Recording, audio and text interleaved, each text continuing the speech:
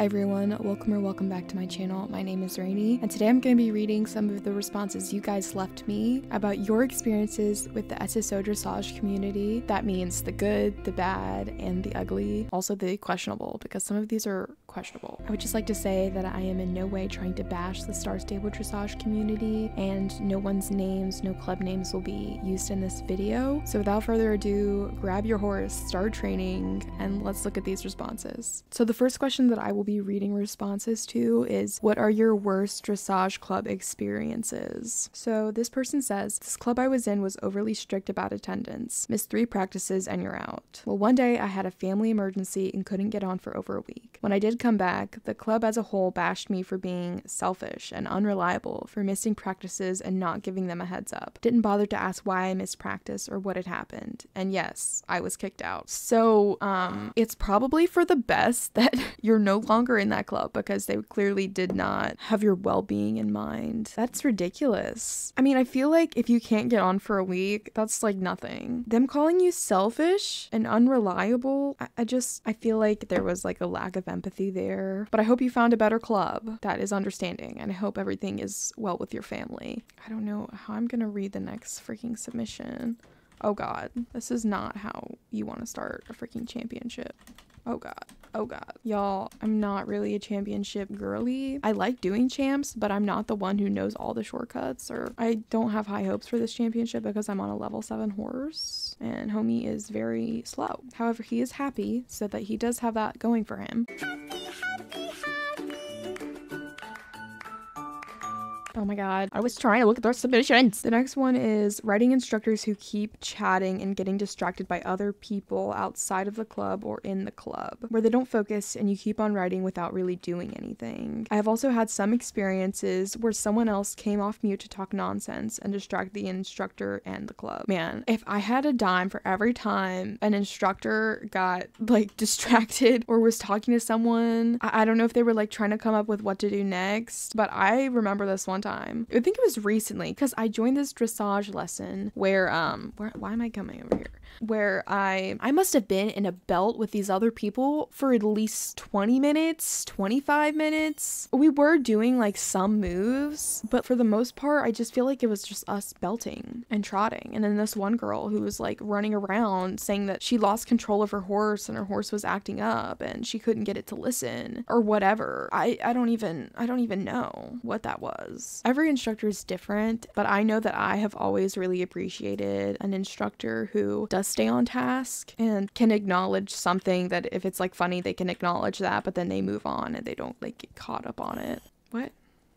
Why did it? Okay, all right then. I guess I'm just not getting that XP. That happened to me yesterday. The next one is being really young and being screamed at from my local Firestar adult club leaders. Please get out of your mom's basement. Hashtag traumatized. Hashtag don't blame Moppet for quitting. Oh my god. Why would they? Mom, I'm so sorry that happened to you. You deserved better. The next submission is, I was in a club on Firestar that was known for being an elite dressage club. My friends and I joined to have a bit of fun and mess around, but we didn't expect the lessons to be mentally draining. That's so relatable. Firstly, I completely understand. I remember being in a dressage club. This was a long time ago. I was like 14. If you messed up in practice, she would be so mad at you. You would be kicked out of the club if you screwed up, and it was so scary. I remember when I was sort of like newer to the club, I guess one of the other members like friended me, and she was like, if you don't know a move or she's getting mad and you're scared you're gonna mess up, just say you have to go AFK and sit at the other end of the arena, like outside, so then you don't get kicked out. Which, thank you so much, bestie. I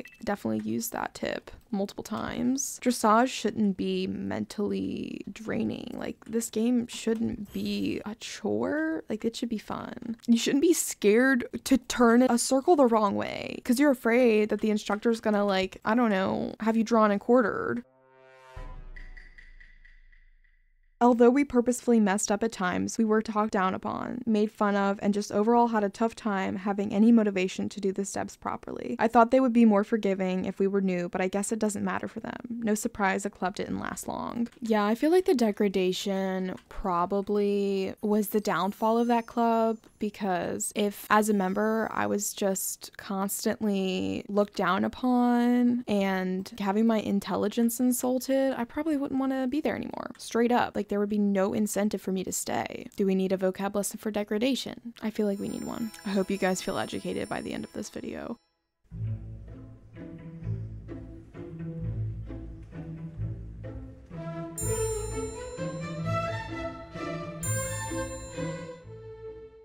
The next submission is, me and my friend joined this club. It was a pretty standard dressage club. We used Discord to stay in touch. Please keep in mind that what happened next really hurt me given the fact that I was 9. I'm already scared. Every time you asked a question about a dressage move, made a mistake, or even joined the call a minute late, the leader would curse you out and call you horrible names. Also, since this was before the dressage saddles, the club saddle was the black English saddle with the gold medal on it. I had spent all my star coins and shillings on the club outfit, but I didn't quite have enough star coins and shillings for the saddle when the 3-week deadline was up. So I asked if I could use the black English saddle with the silver medal. They said no and kicked me out. I am so sorry. You were 9 years old. Are you serious? The fact that it was that important for you to have the right saddle, if that was their biggest concern. There's people that are dying. Come on guys, do better. Here's the next submission. I actually have 2 rather weird negative club experiences. I'll start off with when I was in a club in which I will not name. We were in a dressage club on North American servers and often had events and stuff like that. During my trial period, the owner told me she wanted me to be a leader as soon as possible. I took it as a compliment, and I could see why, honestly. I was one of their mostly active members, attending almost every practice or event. It was still a bit weird to me though, hence I was only in the club for about 3 weeks at the time. Moving forward, after I graduated, I was ranked up to an instructor. As an instructor, I hosted a hide-and-seek event that took place throughout the whole map of SSO. Hiders were wild horses, seekers were riders. Unfortunately for me, I did not specify the rules clear enough to them. Fast forward into the game a bit, the seekers got a little bit annoyed with the hiders since they kept moving too frequently, making it almost impossible for the seekers to catch any hiders. Wanting to resolve this, I had them merge calls with each other, and they started to escalate things a bit. I started to shut things down, but even before I could, the owner, who was a hider in the game, said figure it out in call, and left both the call and the game. What I found odd was as soon as she left, all the members started to talk about her, saying things like, wow, she just left us, or why would she put this stuff on you? You're a new instructor. Basically saying that she was a bad owner for just leaving drama to stir up with the newly recruited instructor. A few minutes after she left, everyone was apologizing to each other, and things were back to normal. We played a few things of Ultimate Truth after that, and shared a few laughs. I'm guessing that this club owner had a problem with conflict, and then somehow decided that as a club owner, she just needed to leave and then just let you kind of brave this likely unknown territory of trying to get a bunch of people to work together harmoniously and enjoy an event. I don't know what they were thinking, honestly, but I wish they would have helped you out, because I'm sure that was rather stressful. But I'm glad that it ended on a good note. That's good. That's what we want to hear. This person said, my worst experiences range from getting yelled at and humiliated during a practice for not knowing a move, to downright being harassed for not being able to be on for a full 2-hour practice. I knew the requirements going to joining an elite club, but the times of practice changed without warning, and no leader ever asked the members if it worked for them. It just felt weird that I had to move my IRL life to be able to do circles with pixel horses with strangers on the internet, lol. I was only in a chat commanded club, but it was still tiring and I felt frazzled after every practice. We were put against each other trying to make it onto the competition teams, trying to be the captain of a routine, etc. The club disbanded after a few members spoke up about the unrealistic expectations and requirements, standing at Steve's in a line for hours advertising 2-3-hour practices, expensive outfits for different teams and levels, etc. After that whole nightmare, I fell out of love with the community of dressage. So let's unpack this whole response. A 2-hour practice is like a lot. You know, dressage is supposed to be fun. It's not a job. I'm sure you weren't getting paid to be there, but instead you were paying like star coins for these these different outfits, I think you said, and I don't even know how you did that. Like, I don't know how you went through that. I'm really glad though that members spoke up about the unrealistic expectations that were held for you guys, because clearly somebody needed to say something. And then yelling at you and being humiliated for not knowing a move,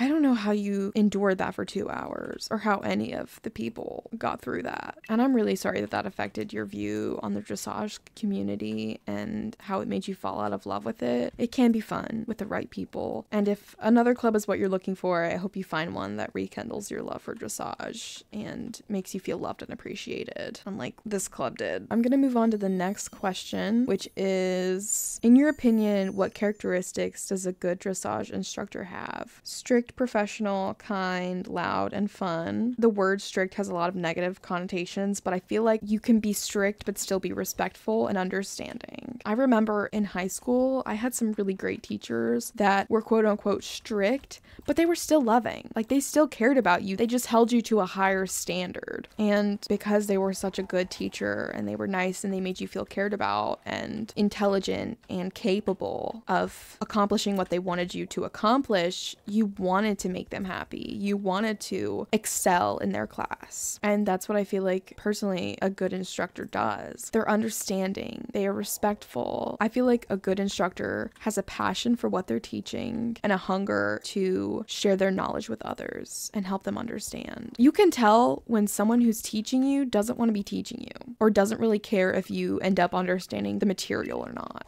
This next person says, I love it when they are nice and patient, aka I'm very slow and don't understand things easily. I also like it when they don't push them too much. Yeah, a good teacher is definitely patient. I think that's so important. I also really appreciate when people take into account that everyone learns differently. In school, we had teachers who really catered to those who were visual learners, and then we had other teachers who really catered to people who were auditory learners. I'm kind of both. I'm pretty hands-on. I like when I'm working on something, I can do it hands-on and then they explain it to me as I go. Because I feel like sometimes there are some questions that you only have arise when you're doing something. Let's say I'm molding some clay and I'm putting it on a wheel or whatever and I'm molding it. As I'm trying to mold the clay, something happens and I'm like, why does this happen? Why did it get squishy there or whatever? And the teacher could be like, well, because you positioned your hands in this way, it affects the clay in this way. And they could have said, here's a new technique that you can do, or how to posture your hands correctly so that the clay doesn't fall over, you know, or be squishy. Or unstable. And those questions wouldn't necessarily have arisen if I hadn't been doing it and learning through experience. It's kind of like baptism by fire. I'm seeing a lot of patience. This one says, a good characteristic that a dressage instructor should have is basically just having like a good bond with their members, you know? They should also be nice and understanding as well. That is definitely something that I appreciated a lot, was when instructors got to know their riders. That meant a lot to me. I felt like they cared about me, they knew me, and that made me feel way more comfortable asking questions or messing up. I felt like they saw me as a person. I felt seen, if that makes sense. A lot of the times when they would get to know me and we would have jokes, like when I was trying to learn this move called ribbon, I don't know if it's still called that, but I don't know, I just couldn't understand the ribbon. And I had a very fabulous instructor who was patient and kind, and I felt like she really saw me as a person and we were able to joke when I would mess it up. And I think I did like a left ribbon and she was like, it was a right ribbon because everyone else did a right ribbon and I did a left one, and it was just hilarious at the time because I was like, you definitely said left ribbon. You definitely said left ribbon, because she was commanding over Discord. And that was just a running joke ever since then. Those memories and those moments where, you know, we all got to bond and have jokes created, and those were like the best memories I've ever had on Start Stable, was doing dressage. And I'm gonna cry. Why am I tearing up? Do I miss dressage that much? Oh my gosh, this is kind of like cringy. I'm so sorry. I was like all the way back in 2021. Oh my gosh, so long ago. But yeah, going back to like the root of the story was that, why do my dogs have to be barking right now? This is supposed to be sentimental. If you're a dressage instructor and you take away anything from this video, let it be please this and also be kind. Get to know your members. Get to know the people in your line because they're more than just a rider. They're a person behind a screen. They're likely doing dressage because it interests them and they want to learn and they want to be better and it's meant to be fun. So get to know them, open up, and treat them like people. Hey guys, it's Editing Rainy. I just wanted to quickly say as well, it goes the same way as members or riders. You need to respect the instructors, especially those that have prepared a lesson for you and are passionate about teaching you. Please respect them. They're also a human being and they're working hard. So I feel like if we had a little bit more empathy and we tried our best to edify each other, the environment for dressage would be so heavily improved. This next person says, I don't think I can say this enough. Patience and communication. Communicate what you want from your members and have patience when they don't get it on the first try. Dressage in and out of SSO is hard. The screen delay doesn't help at all, and the instructor needs to understand that it takes time and patience to get everyone on the same page. Absolutely, 100%, I agree. Golden buzzer. Communication is so important, and let's not like scream at people. You don't have to yell to get your point across. This one says, patient with beginners, happy to be online and teach others. I think those are extremely important, especially the happy to be online and teach others. It's so clear when they don't want to be online or they don't want to be teaching. This one is, dressage instructors should always be patient. I've seen so many give up or get angry way too quick with low-level players who just want to learn. They would also benefit a lot from realizing Star Stable Online is a game for a niche community that is very unpopular, so bragging about your dressage knowledge for a horse game is not going to get you jobs in the future. I do feel like there definitely has been a lot of instances where instructors will kind of give up pretty quick or get angry fast, and I think that that's where everyone saying patience comes into play, because when you create an environment where people are afraid to make mistakes, you're kind of setting those people up for failure, because when they feel like they can't ask questions, that means they're not going to, and that means they're not going to have the answers that they're looking for. So when you call out freaking ribbon left or whatever, they're going to do something completely wrong and you're going to get mad and you're going to be like, well, why didn't you say you didn't know how to do this? Or why'd you do it wrong? Blah, blah, blah. You kind of set yourself up for that experience. You need to be approachable. You need to be seen as someone who isn't scary and will be happy to elaborate on a move or teach someone how to do something when they're not quite understanding. Even if they're the only person that doesn't know how to do it. Like, it still matters. If you've got a line of 9 or even a line of 4 and one person doesn't know how to do a fate, you're gonna know they don't know how to do it. It's gonna stick out. You have to consider putting yourself in that person's shoes. You were there once too. There was a time that you didn't know how to do a fate or whatever move it is, and you would appreciate someone who would be kind to you and teach you and take time for you. So the next question I asked you guys was, what was your least favorite horse to see in SSO Dressage and why? So this person says the Dutch Warmblood because its gaits are really bouncy for me and just ruin the entire routine. I'm seeing ponies, drafts. I saw lots of Jorvik Friesians, Belgian Warmblood. I feel like it doesn't fit dressage in their opinion. Passive Pheno, they don't like the gaits. Person doesn't like seeing the outdated Gen 2 horses like the Lusitano, Nabstrupper, and Illusion, and the Frisian Sport Horse, the Gen 2 model. I feel like out of all the Frisian models for me, I think I like the Gen 2 the most. The Gen 3 one just doesn't do it for me. Opposite of least favorite, this question is, what is your most favorite horse to see in SSO Dressage and why? This person said they do like the Frisian because it gives the impression of professionalism. Why is that a tongue twister? Impression of professionalism and strictness due to the sharp lines they have. This person says the Arabians, the Dutch Warmbloods, another Dutch Warmblood. This one says Lipizaners and Friesians, mostly the Gen 2s. I'm not a big fan of the Gen 2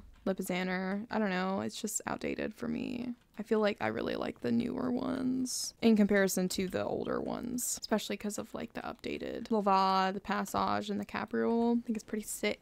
This is actually, I haven't seen this before. They said Appaloosa because the trot is very, very nice and actually not too high or low. The next question I asked was, have you ever competed in an SSO dressage competition or been on a competition team? And if so, what was that experience like for you? I'm seeing a lot of no's. This person said, I have been in a dressage competition team and qualified for SSD internationals. Sadly, club disbanded before we could do internationals, but I love dressage competitions. The making of the routine, the making outfits, it is so much fun and and it does not get boring where I did get bored with normal lessons. However, the recording part is stressful, and it does suck when people do not get to the practice and then scream the following practice that they don't know stuff or get angry that things have changed. That is the most annoying part. People that can't handle change in a routine when the change is needed. I remember this was like the only time I had ever been a part of a competition team, but there were like people that would miss practice or whatever, and then they would eventually come to practice and they had no idea what was going on, which that really didn't happen a lot. It was very seldom. Most of us were pretty committed to the competition team practices. I do think I remember there having to be changes in the routine sometimes, and it's kind of hard to be on top of those changes and have them solidify in your mind if you're not there in person, to kind of be a part of the change and how it forms together to do the rest of the routine with it. You just kind of need to be there, because when it is time to record, which yeah, I completely agree, it can be really stressful, and like trying to get that one perfect take with no cuts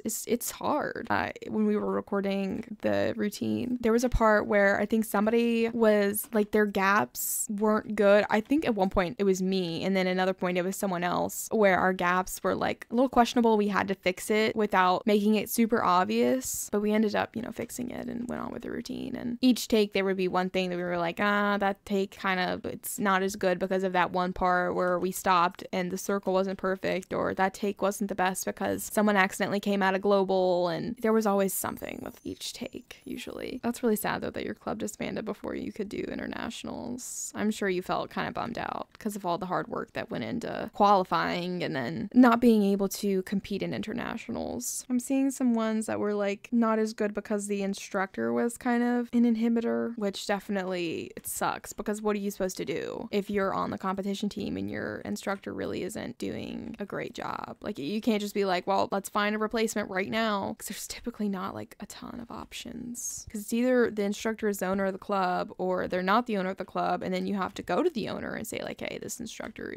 it's not working, and then the owner has to deal with the instructor, and if they say something, then they've got to be like, hey, I'm getting some complaints, and then the instructor's gonna be like, why are you getting complaints, blah blah blah blah blah blah blah, and then it's a matter of who do you believe, the instructor or the members. The next question I asked you guys was, what is your least favorite part about SSO Dressage? You guys said, I'm seeing a lot of it was boring, lots of things to memorize, people taking it too seriously, strict owners and instructors, lag, like horses that have low mood, toxicity, gaps. Oh my gosh, gaps are so annoying. A lot of times, like when we would do group practice with the whole club, this is not the club that I'm in currently. This is literally from like 2021. We would be in like group practice, and people didn't really know. They would teach us how to do the right gaps, like HI or boss gaps. They would show us how to do it, and then you would have people that were like fighting to be in the same spot, or they weren't keeping up with their gaps, and then like it was just constantly like, fix your gaps, fix your gaps, fix your gaps. Luckily, I really didn't have a problem with having to fix my gaps because I was one of the people who were like the highest level in the club, and so it was me and this other person who were like the same level, so we were always at the front of the line.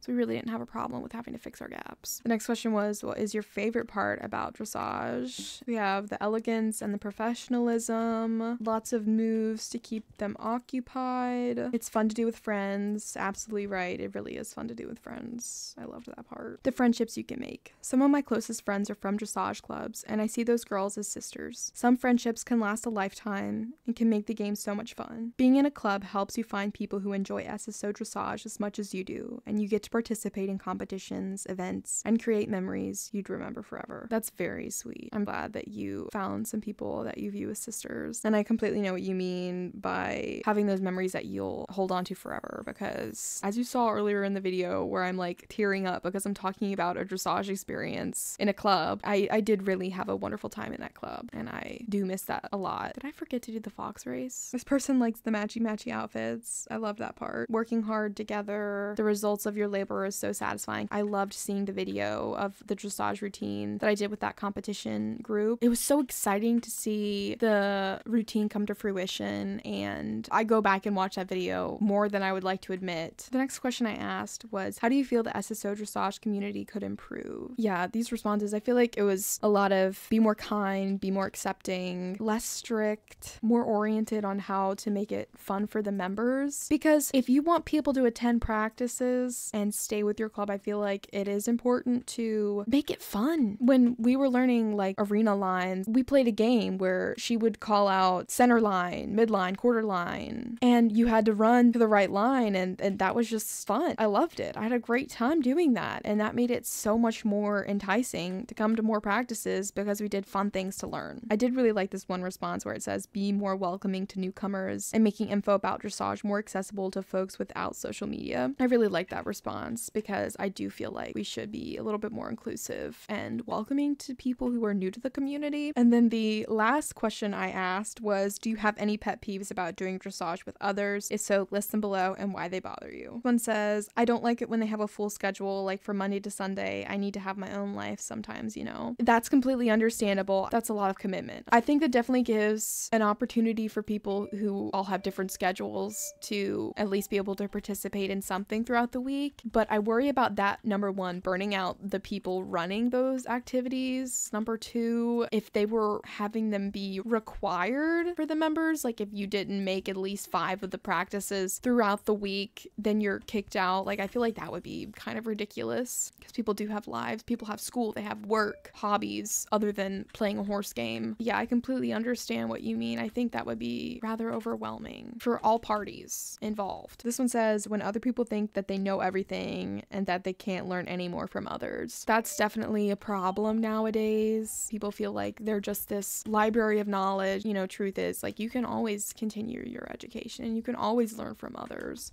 I've seen a lot of problems where people will be talking about how a move is supposed to go and they'll be like, no, that's not how it goes. Clubs sometimes give moves different names, or there's moves that have the same name but they are doing different things because everyone tries to like make it unique to their own club. That's just what I've heard. I don't know. But I feel like it's all confusing. And sometimes there is no right answer. It's just subjectiveness. Like, no, Hannah, that's not how you do a raccoon, because a raccoon is a curl over plus a bear, and then you have to do a double fish retractable speedometer and then fix your gap. I don't know. And it's just like a completely made up move that everyone does differently. I love this response. It says, people other than the instructor trying to take charge of a lesson. Seriously, it's so frustrating to see instructors battle for control in a lesson they planned because some level 15 girl named Hannah decided this was the day she needed to show everyone how good she was at dressage by being an absolute mouth breather. She finally learned how to keyhole properly. That's hilarious. This one says, I hate it when people don't put any effort into getting the club outfit after being in the club for an extended period. It just ruins the vibe completely. I can understand your frustration. If you intend to stay, what's holding you back? Just be accountable and save up. Defo when people behind / in front of you wear horseshoes so you either can't keep up, get nagged at for being too slow when you aren't. It just in a sense isn't fair to people, and it messes about the line and wastes you and the instructor's time for someone just being needy / pushy. There has to be some type of like give and take between people in line. Don't be so attached to your horseshoes that you can't help the people behind you maintain their gaps. I've just remembered I'm supposed to be trying to find animals right now. Not that they can help it, but lag. Lag is very frustrating for everybody. And I feel bad for the people who are like chronically lagging because they can't really help it. What are they doing?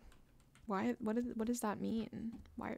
I'm never on Nightstar anymore, and seeing this many people doing things that I don't understand is very overwhelming. Like, I feel like there's something happening everywhere. Alright guys, I'm gonna go ahead and wrap it up here, but I just wanted to say thank you to everyone who submitted your responses. If you would like to be in one of these videos in the future, then make sure to follow my Instagram at stephanierainbridge or subscribe so you can see if I post to my community tab. Make sure to like if you enjoyed this video, and comment down below what you love about the dressage community, or don't really love. In my description below, I will be leaving a link to a new Discord server called the CT Help Center, which is a community that offers support to club or team owners through things like clinics ran by experienced owners or players that share their expertise on how to effectively run a club or team. I would just like to make a disclaimer that I do not own this server, but I am one of their sponsors, so make sure to join that server and check them out. I had a great time making this video, and I hope you enjoyed it, but I will see you guys in the next video. Bye.